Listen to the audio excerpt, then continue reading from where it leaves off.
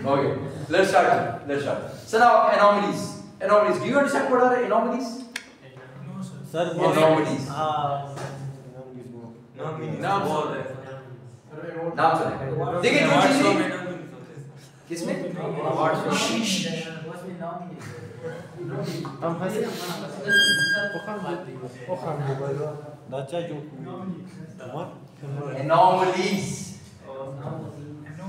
Anomalies. Sir नहीं जानते। Anomalies. Anomalies क्या होता है? देखें, क्या पढ़ा आपने? Capital asset pricing model. Capital asset pricing model क्या कहता है? इधर ये कि expected return of an asset, तो पोर्टफोलियो कहता है, of an asset equals risk free rate plus a premium based on systematic risk of the security. ये था। इसका मतलब expected return is based on systematic risk. इसका ये मतलब हो गया ना कि मतलब आरएफ प्लस सिस्टमैटिक रिस्क और फिर कुछ प्रीमियम। ठीक है, अब ये चीजें कह रही हैं कि हम आपको कुछ चीजें ऐसी बताते हैं, कैपम हर जगह पे काम नहीं करता, कुछ ऐसी चीजें जिसकी एक्सप्लेनेशन कैपम नहीं देगा, जो नॉर्मल से हट कर है। एनॉमली हर उस चीज को कहते हैं जो नॉर्मल से हट कर है। ठीक है, कोई नॉर्मल फिनोमेना नहीं। अब ये फिनोमेना क्या है? One is called as small firm effect. Small firm effect क्या है? स्मॉल फर्म, छोटी फर्म जिसकी मार्केट कैपिटलाइजेशन कम हो। मार्केट कैपिटलाइजेशन क्या होती है? मार्केट कैपिटलाइजेशन जी क्लास अक्सर मार्केट में कितने पैसे पड़े या कितने इन्वेस्ट करें, कितने इन्वेस्ट हुए, ये थोड़ा बहुत नजदीक है। ठीक है, market capitalisation equals current market value of your share. आपके शेयर की आज कितनी कीमत है? ठीक है, और कितने शेयर्स हैं आपके? Number of shares outstanding. Small firms की सर शेयर्स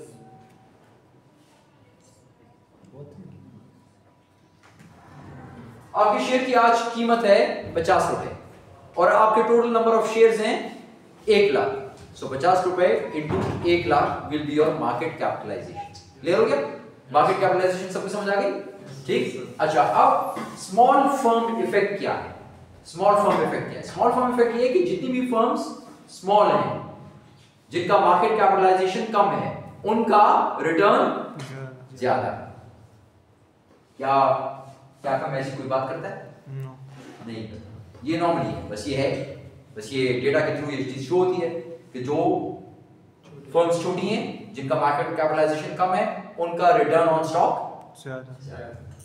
ठीक, नो एक्सप्लेनेशन। वजह फिर स्टूडेंट से मैं डिस्कस कर रहा था बाकी क्लास में, हमारे पास टाइम ज्यादा था, आपकी क्लास में टाइम कम है, तो उन्होंने कहा सर वो ये हो सकता है कि छोटी फर्म्स हैं, ज्यादा एफिशिएंट काम करेंगे।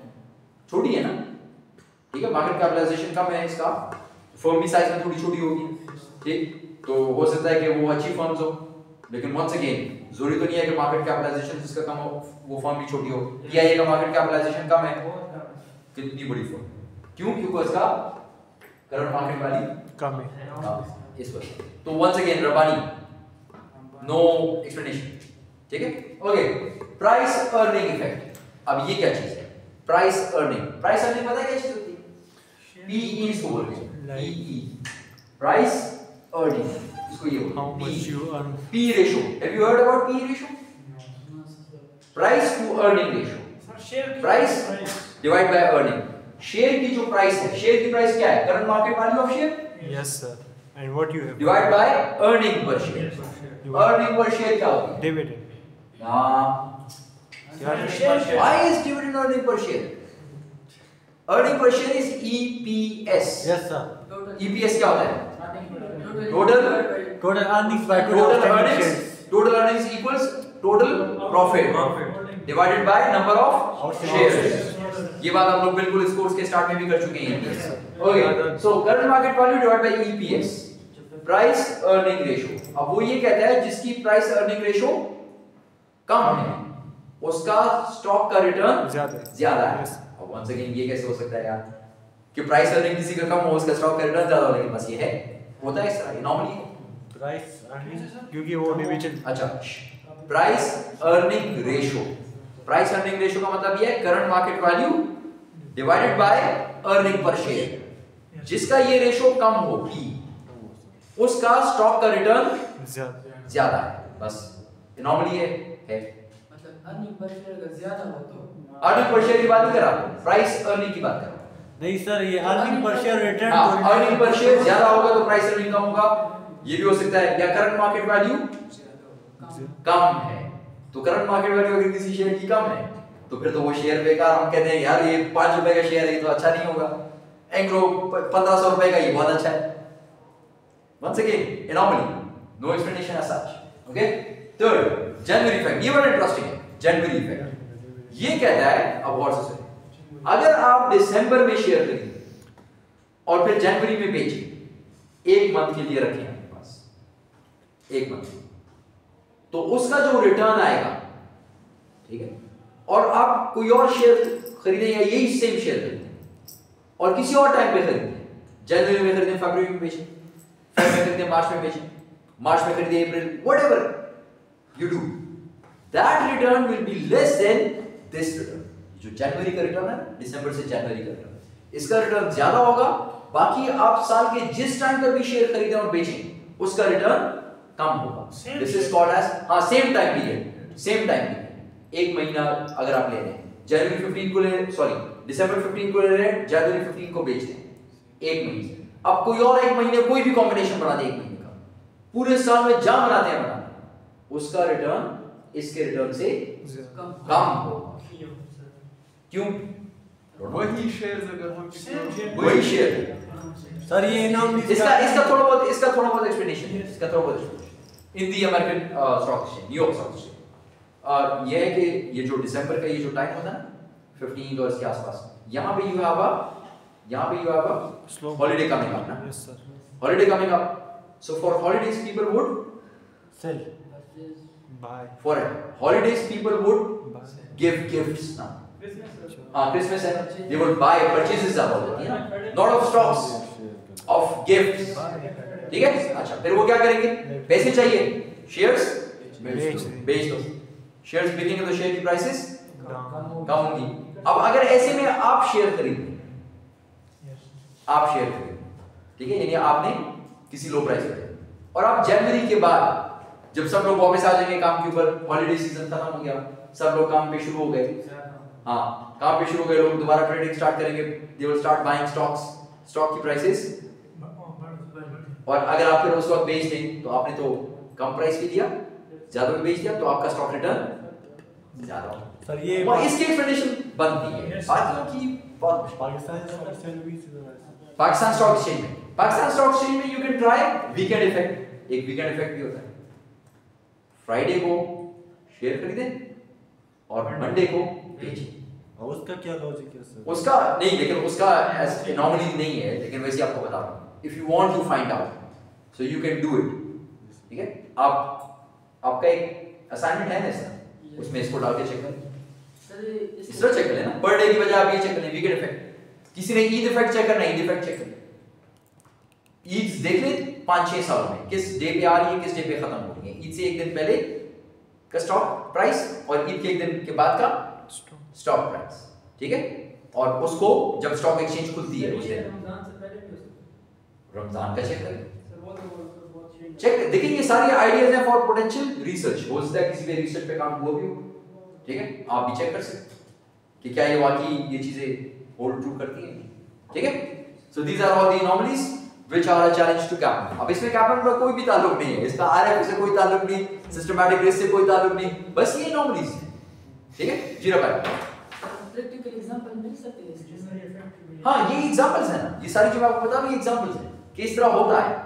वो कह रहा है कि ये चीजें एम्पिरिकल एविडेंस है, यानी एविडेंस के साथ उन्होंने रिसर्च करके ये चीजें देखी, ये एग्जिस्ट करती है।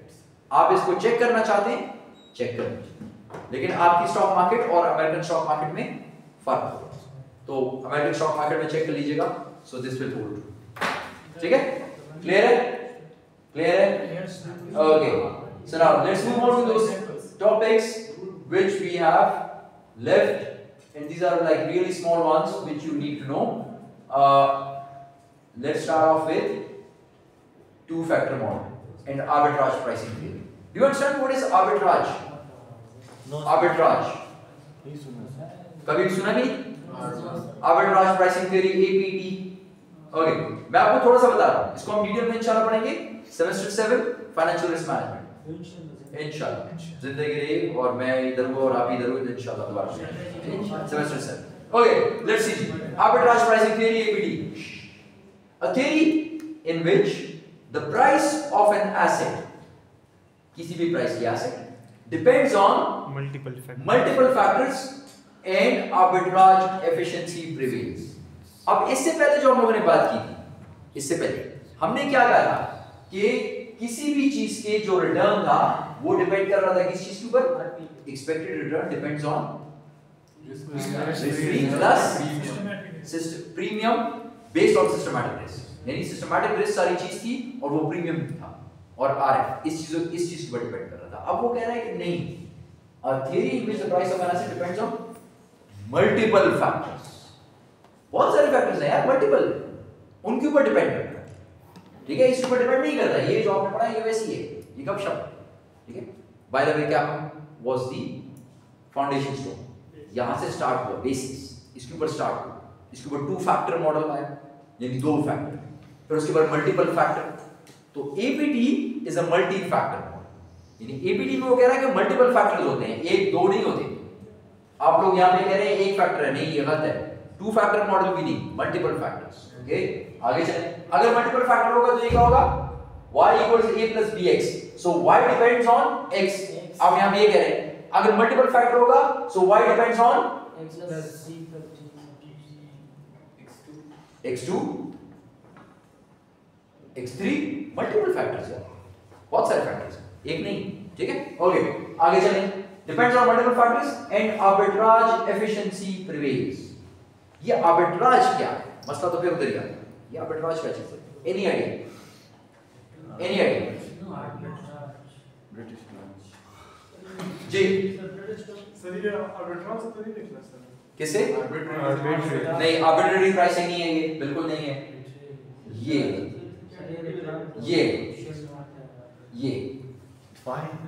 Okay, arbitrage simply means arbitrage क्या है? ठीक है, इस लाइन को देख लें, मैं इसको हटा रहा हूं, इसमें इतना नजर नहीं आ रहा है. Okay, arbitrage, what does arbitrage mean?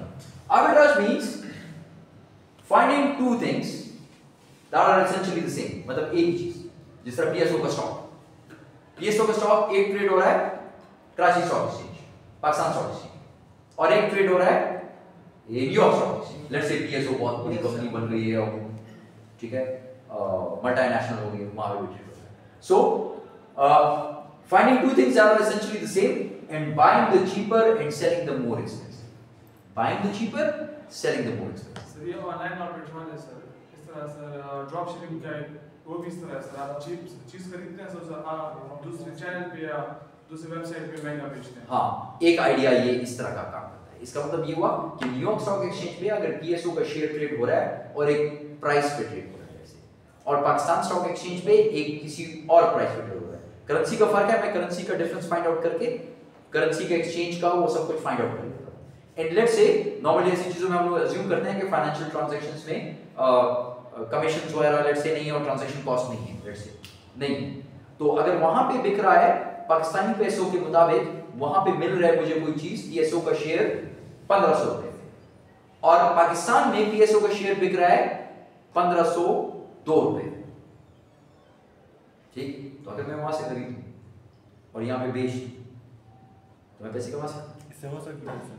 हो सकता है, लेकिन once again this arbitrage opportunity will exist for only a short period of time, because if you can see it, Sikandar can see it, Ali can see it, and they will start doing it the same. So when they start doing the same, the price in the New York Stock Exchange will go up. And ultimately it will be same as Pakistan Stock Exchange. Same उससे तक पहुंच जाएगी arbitrage की opportunity खत्म, vanish. Got the idea? Yes sir. इसको detail में पढ़ेंगे इंशाल्लाह 7 FI. एक कंट्री की जो कंपनी हो दूसरे कंट्री के स्टॉक एक्सचेंज पर भी जा सकती है. कौन-कौन सी मूवीज थी? इसको जरा बंद करें। मूवी का नाम क्या था? 1992